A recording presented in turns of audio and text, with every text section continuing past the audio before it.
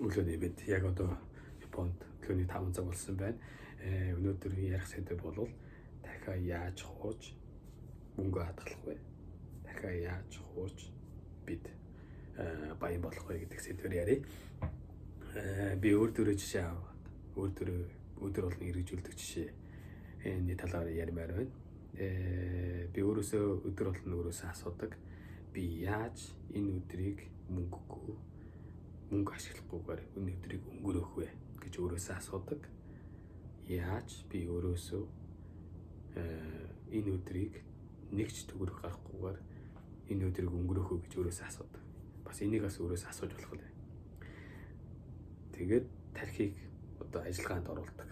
За өнөөдөр өөртөө гадуур хоод идэхгүйгээр гэртээ хоолоо аваа хийгээд аваа яваа гэж ч юм уу. Тэгээд бас нөгөө арга нь гэвэл би өчигдөр уржигдэр 2-3 жилийн өмнө төрөвч аваад эсвэл одоо буруу алдаатай шийдвэр гаргаад дэмий юмд мөнгө үрсэн болохоор би өнөөдөр мөнгөгүй байна гэж өөртөө хэлээд тэрийгээ сануулхад тарих хуурдагтаад яг одоо мөнгөрч чадахгүй. Дахиад нэг арга нь гэвэл 2-3 жилийн дараа 5 жилийн дараа би тийм хүн болно. Би тийм машинтай болно. Тийм байртай болно. Тийм одоо мөнгөтэй болно. Тийм хадгаламжтай болно гэж тархиндаа хэлэхэд тарих яг одоо мөнгө үрч чадах болно. Тэгтээ Гудайтакини гэж хэлж байгаа.